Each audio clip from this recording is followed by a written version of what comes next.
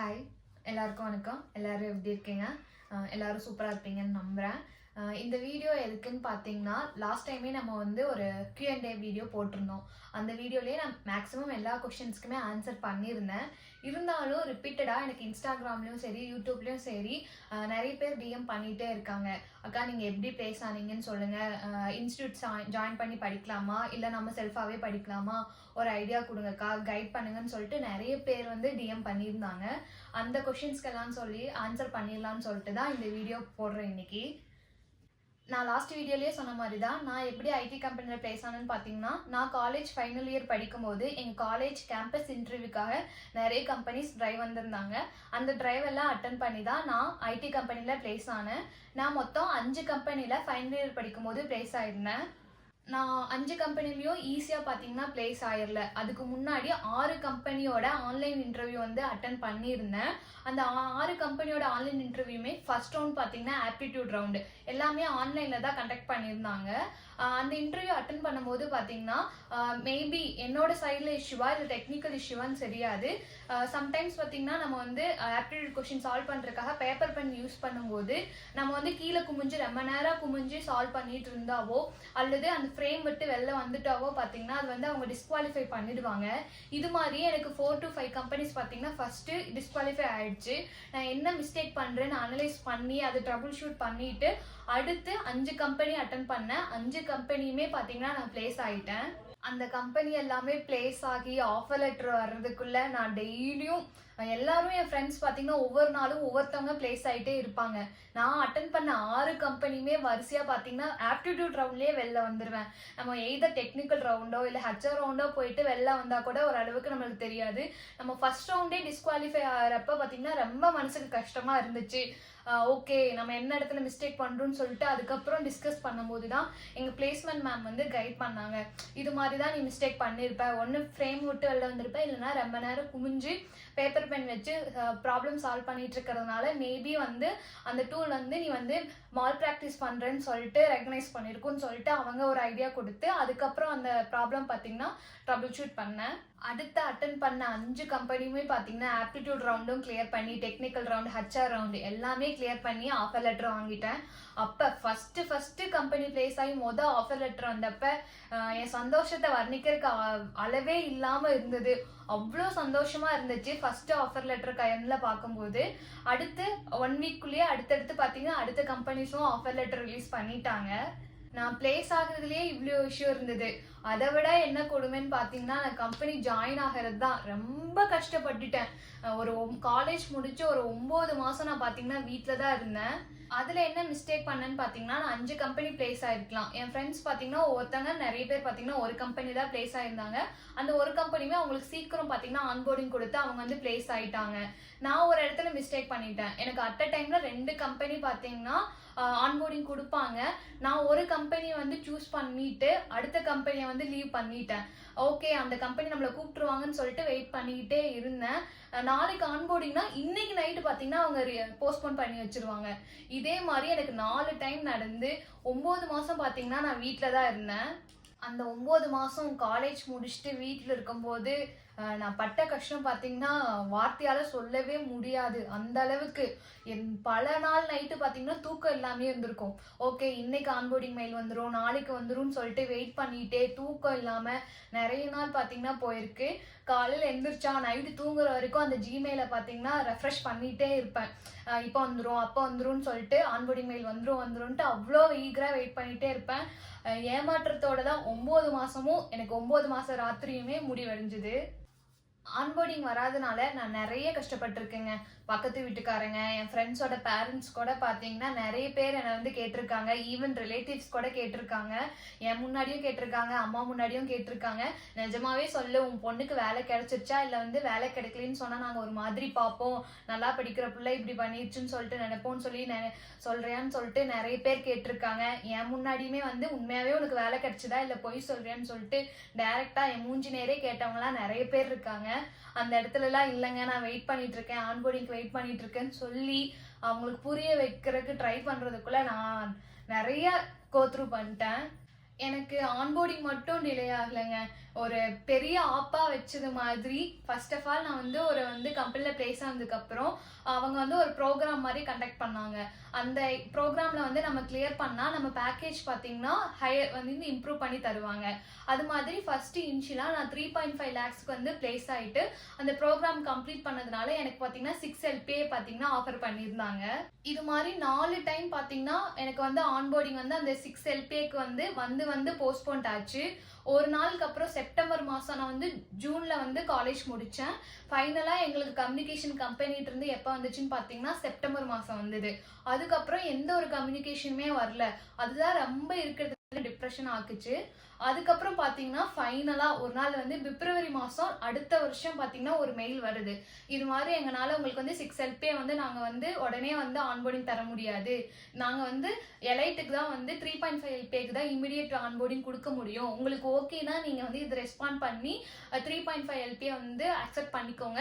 அப்படி இல்லை உங்களுக்கு 6 LPAக்கு நீங்கள் வந்து ஆன்போர்டிங் வேணும்னு நினைக்கிறீங்கன்னா வெயிட் பண்ணுங்கன்னு சொல்லிட்டு ஒரு நாள் சடனாக மெயில் வந்தது. அந்த மெயிலை பார்த்ததுக்கு அப்புறம்லாம் பார்த்தீங்கன்னா ஒரே ஷாக்கிங் தான். என்ன பண்றதுனே தெரியல. அதனால வரைக்கும் ஒரு கனவு மாதிரி இருந்தது.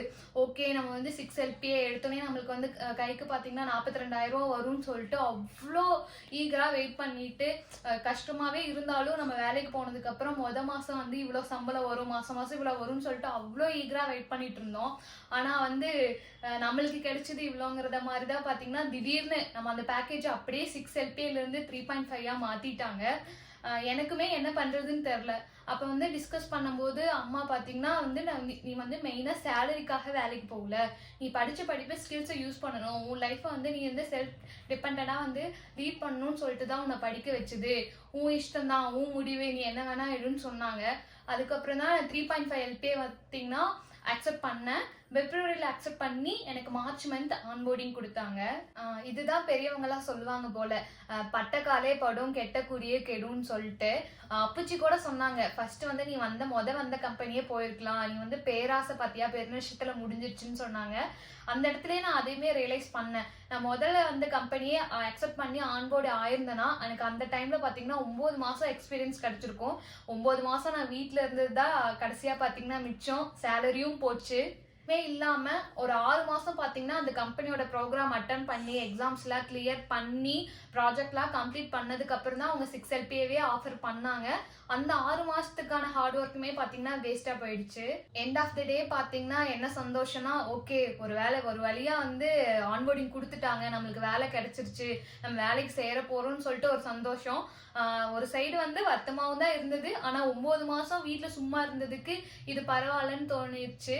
அதனால அந்த ஆஃபர் அக்செப்ட் பண்ணிட்டு ஒர்க் பார்த்தீங்கன்னா ஸ்டார்ட் பண்ணேன். நான் கம்பெனி பிளேஸ் ஆகாதப்பவும் சரி, கம்பெனி பிளேஸ் ஆனதுக்கப்புறம் 9 மாதம் வீட்டில் சும்மா இருந்தப்பவும் சரி, எனக்கு ஃபுல் அண்ட் ஃபுல் சப்போர்ட் யாருன்னு பார்த்தீங்கன்னா அம்மா தான். அம்மா வந்து நீ எதுக்கு கலங்குற, நீ மேலே படிக்கிறதுனா கூட படி, நீ ஏன் இதை நினச்சே ஒரி பண்ணிட்டு இருக்க, இது உன்னை வந்து ஸ்டாப் பண்ண போகிறது இல்லை, நான் இருக்கேன் பார்த்துக்கலாம், நீ எதுக்கு இவ்வளோ பயந்துட்டு அழுதுட்டு இருக்கேன்னு சொல்லிட்டு மோட்டிவேஷன் கொடுத்து என்னை ஃபுல்லாக இது பண்ணி வச்சுருந்தது, பேம்பரிங் பண்ணி வச்சுருந்தது எல்லாமே எங்கள் அம்மா தான். எங்கள் அம்மாவுக்கு இந்த இடத்துல நான் பெரிய தேங்க்ஸ் சொல்லிக்கணும்னு நினைக்கிறேன். ஏன்னா அவங்க மட்டும்தான் என் மாரல் சப்போர்ட்டாகவே இருந்தாங்க. நான் பார்த்தீங்கன்னா 2022 பாஸ்ட் அவுட். என்னோட பேட்ச்ல ஈவன் என்னோட ஃப்ரெண்ட்ஸுமே பார்த்தீங்கன்னா இன்னும் நிறைய பேர் ஆன்போர்டிங்காக வெயிட் பண்ணிட்டு தான் இருக்காங்க. அவங்க ஏன் சடனாக அந்த பேக்கேஜை குறைச்சாங்கிறதுக்கான வேலிட் ரீசன் வந்து கம்பெனி சைட்லையும் சொல்லலாம். என்னன்னு பார்த்தீங்கன்னா அந்த டைம் கொரோனா முடிஞ்சு எல்லாரும் பேக் டு ஆஃபீஸ் போக ஸ்டார்ட் பண்ணிட்டாங்க. அதுவும் இல்லாமல் ரஷ்யா உக்ரைனுக்கும் போர் வந்துருச்சு. இதனால ரெசஷன் வந்துருச்சு. ஐடி கம்பெனிஸ்க்கு வர ப்ராஜெக்ட்டுமே பார்த்தீங்கன்னா ரொம்ப குறைஞ்சிருச்சு. அவங்க ப்ராஜெக்ட் இல்லாமல் அவங்களால கம்பெனியை ரன் பண்ண முடியாது. அந்த ப்ராஜெக்டில் வர ப்ராஃபிட்டை வச்சு தான் அவங்க எம்ப்ளாயிஸ்க்கு பார்த்தீங்கன்னா சேலரி கொடுப்பாங்க. இந்த ரீசன் தான் மேக்ஸிமம் பார்த்தீங்கன்னா ஆன்போர்டிங் டிலே ஆகிறதுக்கான ரீசன். ரெசஷன் அந்த ரெசஷன் வந்து எப்போ சரியாகுதோ அப்போ தான் IT industry back to boom வரும். லக்கிலி பார்த்தீங்கன்னா நான் வந்து இப்போ வந்து பிளேஸ் ஆகிட்டு எனக்கு எக்ஸ்பீரியன்ஸ் ஆயிடுச்சு. 1.9 இயர்ஸ் எக்ஸ்பீரியன்ஸ் ஆயிடுச்சு. இன்னுமே என் ஃப்ரெண்ட்ஸ் பார்த்தீங்கன்னா நிறைய பேர் ஆன்போர்டிங்காக வெயிட் பண்ணிட்டு இருக்காங்க. அதுலேயும் ஒருத்திக்குனா பார்த்தீங்கன்னா ஆன்போர்டிங் மெயில் ஃபர்ஸ்ட் வந்துருச்சு. அவள் வந்து டாக்குமெண்ட்ஸ்லாம் அட்டாச் பண்ணுறப்ப ஒரு இடத்துல PDF அட்டாச் பண்ணுறதுக்கு பொதுவாக வேட் டாக்குமெண்ட்டாக அட்டாச் பண்ணிட்டா. அவளுக்கு அதனால அந்த ரீசனுக்காக பார்த்தீங்கன்னா ஆன்போர்டிங்கை போஸ்ட்போன் பண்ணி வச்சாங்க. இப்போ 2.5 வருஷம் ஆக போகுதுங்க. கிட்டத்தட்ட இன்னுமே அவளுக்கு இன்னும் ஆன்போர்டிங் வரல, அவள் வெயிட் பண்ணிட்டு தான் இருக்காங்க. இந்த மாதிரி கேசஸ்ல ஐடி கம்பெனியில் ஆஃபர் வாங்கியும் சஃபர் ஆகிற ஸ்டூடெண்ட்ஸ் நிறைய பேர் இருக்காங்க. என்னோட சீனியர்ஸுமே இது மாதிரி கேசஸ்லாம் பார்த்தீங்கன்னா கோத்ரூ பண்ணியிருக்காங்க. ஓகேங்க, இப்போ நம்ம நிறைய பேர் கேட்குற கொஷின்ஸ்குள்ளே வரலாம். எனக்கு நிறைய வர டிஎம் என்னன்னு பார்த்தீங்கன்னா, நீங்கள் எப்படி ப்ரோக்ராமிங் லாங்குவேஜ் கற்றுக்கிட்டீங்க, அது இல்லாமல் இப்போ நம்ம ஒரு இன்ஸ்டியூட் ஜாயின் பண்ணி படிக்கலாமா இல்லை வேண்டாமா? நான் ப்ரோக்ராமிங் லாங்குவேஜ் எப்படி கற்றுக்கிட்டேன்னு பார்த்தீங்கன்னா, நான் கம்ப்யூட்டர் சயின்ஸ் இன்ஜினியரிங் வந்து கம்ப்ளீட் பண்ணதுனால என் சிலபஸ்லேயே பார்த்தீங்கன்னா ஃபுல்லாக ப்ரோக்ராமிங் தான் வரும்.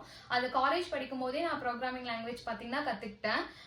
இன்ஸ்டியூட் ஜாயின் பண்ணி படிக்கலாமான்னு நிறைய பேர் கேட்குறீங்க. அது ஃபுல் அண்ட் ஃபுல்லி பார்த்தீங்கன்னா உங்களோட விஷ் தான். நீங்களே படிச்சுக்கவேன்னா நிறைய ரிசோர்ஸஸ் பார்த்தீங்கன்னா இப்போ வந்து ஆன்லைனில் அவைலபிளாக இருக்குது. நீங்களே அதை எடுத்து படிச்சுக்கலாம். இல்லை உங்களுக்கு இன்ஸ்டியூட் யாராவது வந்து ஒருத்தவங்க சொல்லி கொடுத்தா நல்லா இருக்கும்னு ஃபீல் பண்ணீங்கன்னா இன்ஸ்டியூட் ஜாயின் பண்ணி நீங்கள் படிக்கலாம். மொத்தத்தில் அது உங்களோட விஷ் பொறுத்து தான், உங்களோட விருப்பம் தான். உங்களுக்கு படிக்கணும்னா இன்ஸ்டியூட் ஜாயின் பண்ணணும்னா பண்ணலாம், இல்லை செல்ஃப் லேர்னிங் பண்ணுறதுனாலும் பண்ணலாம். அடுத்த கொஸ்டின் என்னன்னு பார்த்தீங்கன்னா, இன்டர்வியூ எக்ஸ்பீரியன்ஸ் பற்றி சொல்லுங்கன்னு சொல்லியிருந்தீங்க. நான் வந்து காலேஜ் ஃபைனல் இயர் படிக்கும்போது எப்படி இருந்துச்சுன்னு பார்த்தீங்கன்னா, ஃபர்ஸ்ட் ரவுண்டு ஆப்டிடியூட் ரவுண்ட், ரெண்டாவது ரவுண்ட் பார்த்தீங்கன்னா டெக்னிக்கல் ரவுண்ட், மூணாவது ரவுண்டு ஹச்ஆர் ரவுண்ட். இது மாதிரி தான் ப்ராசஸ் இருந்துச்சு. ஒரு சில கம்பெனிஸ் மட்டும் பார்த்தீங்கன்னா டெக்னிக்கல் ரவுண்ட்லேயே technical round 1 and technical round 2ன்னு வச்சுருந்தாங்க.